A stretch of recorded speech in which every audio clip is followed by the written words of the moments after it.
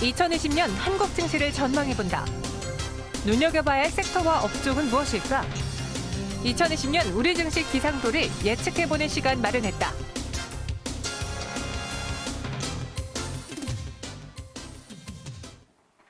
네, 와이드 경제 시간입니다. 이제 우리 한 해 동안에 어떤 일들이 있었는지 좀 정리를 하면서 내년을 준비해 볼 시간이 벌써 왔죠. 날씨도 추워지고 있고 이제 영하권으로 기온도 떨어지고 있다고 하는데 경제 읽어주는 남자로 유명하신 분 모셨습니다. 한양대학교 국제대학원 김광석 교수 나왔습니다. 안녕하세요. 네, 안녕하세요. 네, 안녕하세요. 네, 벌써 반갑습니다. 한 해가 이렇게 끝나가는데. 그러네요. 예. 2019년도의 경제를 한번 총정리를 해보고자 저희가 모셔봤어요. 아, 네. 이 한 해를 어떻게 보셨는지요? 2019년 경제를 그냥 한마디로 결정점이라고 표현한 적이 있습니다. 네. 그건 2019년 경제 전망책에서 부제로 그렇게 깔았는데요.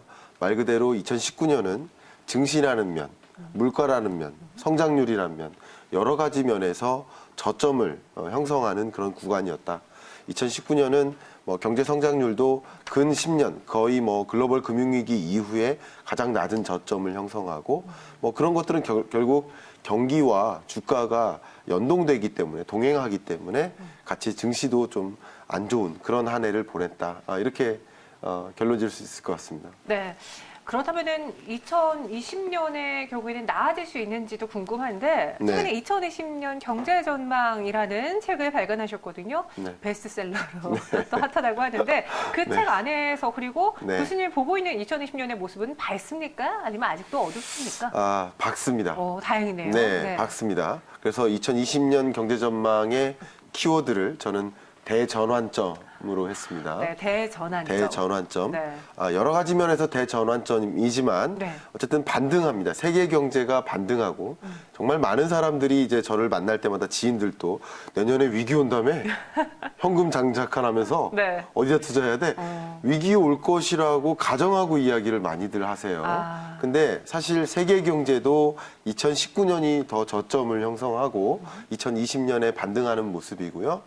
그리고 우리나라 경제도 역시 2019년 저점을 형성하고 20년 반등한다. 여러 가지 면에서 반등을 맞이하는 또 금리라든가 여러 무역전쟁이라든가 여러 가지 이슈들이 대전환되는 시점이다. 그래서 대전환점이라고 했고요.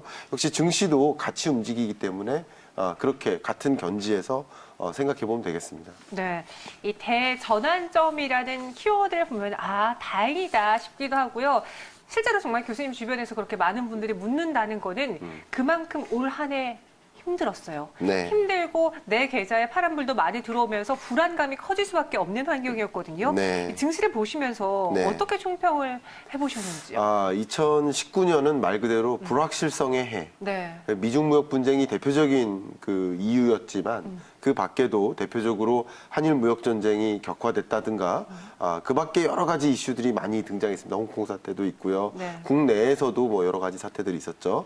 그런 것들이 결국 불확실성을 확대시키고 그러다 보니까 이 IMF에서도 그런 말을 했지만 위축되는 거예요. 기업들의 투자 심리 자체가 위축이 되니까 또 우리나라로 봐도 설비 투자, 건설 투자가 굉장히 위축됩니다. 그런 과정 속에서 경기가 활발하게 이렇게 개선되기가 어려웠던 그런 해였기 때문에 증시도 역시 이거 주식 투자해야 돼 말아야 돼 하는 그런 여러 가지 걸림길 아니면 굉장히 많은 혼동 이런 것들도 같이 마주했었다. 그런 해라고 평가됩니다. 그 불확실성이 또 하필 2018년도에 증시가 호황기 이제 코스피 3000이냐 막 이런 이야기까지 하면서 기대를 보였다가 꺾이면서 더 실망도 큰 법이었거든요. 그렇죠. 이렇게 꺾였던 가장 큰 이유 미중 무역 분쟁 이야기도 해주셨는데 몇 가지 그 포인트를 꼽아보자면 무엇이 거론되어야 될까요? 일단 가장 중요한 이슈는 미중 무역 분쟁입니다. 근데 미중 무역 분쟁이 장기화는 될 텐데 2020년에도 장기전은 될 것입니다. 근데 더 격화되긴 어려운 구조입니다. 그러니까 2019년과 2020년을 두 해를 그냥 맞바로 비교한다면 2019년보다 더 격화될 수 없는 구조화에 있습니다. 그 근거를 다 말씀드릴 만한 여유는 없지만 그건 책에서 살펴보시면 되겠지만 네. 그렇게 더 격화될 수는 없고요. 또 한일 무역 전쟁도 마찬가지입니다. 네. 2019년 한때보다 더 격화되긴 어려운 그런 구조가 있습니다. 왜냐하면 일본 경제가 그렇게 탄탄하지 못해서 이 무역 전쟁을 계속 장기전으로 끌어오기가 어려운 거고요. 네. 중요한 이슈가 이제 내년에 도쿄올림픽이 있기 때문에 그것도 이제 성공적으로 치러야 되기 때문에 이런 정치적인 이런 갈등 이런 걸 가져갈 수가 없는 것이죠. 이런 이슈들이 또 굉장히 중요하겠고 11월 말 그리고 12월 초까지 계속 이야기되는 것이 우리나라 예산안이 될 것입니다. 네. 그래서 2020년 예산안이 어떻게 확정될 것인가, 어떻게 통과될 것인가를 놓고 얘기를 많이 할 텐데 그런 과정에서 어떤 분야에 예산이 더 집중적으로 투입될 것인가. 여기서 또 증시 측면에서도 네. 관심을 가져야 될 면들이 많이 있겠다. 맞습니다. 예. 정부의 지원이 어느 섹터로 나와주느냐에 따라서 확실히 희비가 엇갈리는 주식시장이만큼 체크해봐야 되고 그렇죠. 연말에 미국과 중동의 갈등이 부각된다라는 이야기도 들었거든요. 네. 어떤 점에서 우리가 우려를 해야 되는 사안인가요? 네, 추가 관세를 계속 네. 부과해가는 미국과 중국과의 갈등 이것도 굉장히 중요하지만 또 한 가지가 미국과 중동 간의 갈등 대표적으로 이란인 것이죠. 네. 정치적인 갈등 또 정전적인 갈등 여러 가지 그리고 뭐 산업의 헤게모니와 관련된 갈등 이런 갈등이 이제 부각되면서 국제 유가가 좀 출렁일 가능성이 굉장히 높습니다. 네. 네, 국제 유가의 변동에 따라서 역시 다른 금융 변수들도 함께 움직일 그렇죠. 가능성이 높겠죠. 예. 유가에 예. 변수를 줄 수 있다. 그렇죠. 네. 그럼 내년에 대해서는 이제 대전환. 네. 지금 있는 악재들이 장기전으로 이어지지만 악화되진 않는다. 좀 네. 긍정적으로 바라볼 텐데요. 네. 그럼 내년 주도가 예상되는 업종이라든가 섹터는 무엇이 있을까요? 저는 개인적으로 가장 중요한 그 섹터 하면 소재, 부품, 장비.